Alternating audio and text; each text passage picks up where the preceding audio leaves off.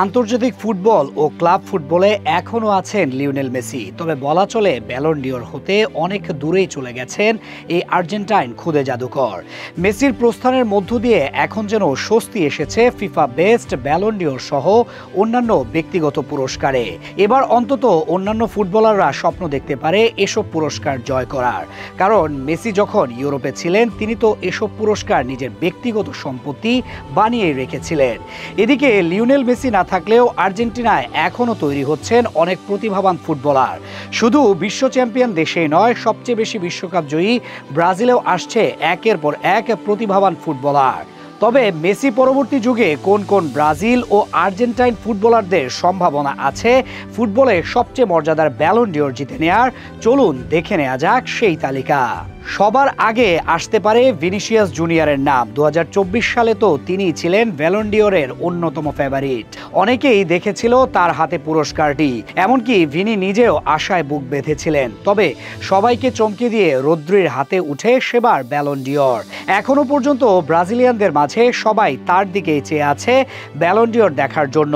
তবে বাস্তবতা হচ্ছে রিয়াল মাদ্রিদে যদি তিনি থাকেন তবে তার হাতে ব্যালন ডিওর ওঠার চান্স একেবারেই কম, কারণ সেখানে এখন স্টারম্যান হচ্ছেন কিলিয়ান এমবাপ্পে।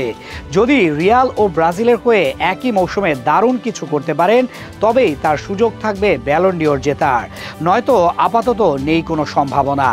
ব্রাজিলে উদীয়মান খেলোয়াড়ের মাঝে আরেকটি নাম হচ্ছে এস্তেবা উইলিয়ান। অনেকেই তার মাঝে ছায়া দেখেন বড় তারকা হওয়ার। ছোটবেলায় তাকে ডাকা হতো মেসিনহো নামে, যে নাম এসেছে মেসির মতো বাপায়ের ও রোনালদিনহোর মতো ড্রিবলিং জানার কারণে।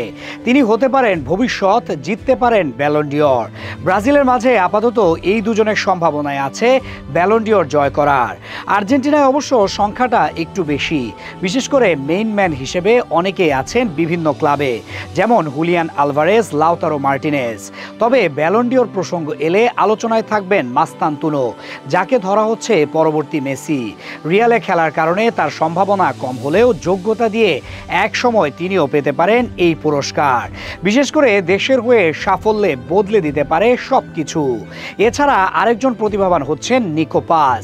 এর মাঝেই তিনি আলোচনায় এসেছেন রিয়াল মাদ্রিদে। তাকে দলে ফিরিয়ে আনতে প্রস্তুত ক্লাবটি।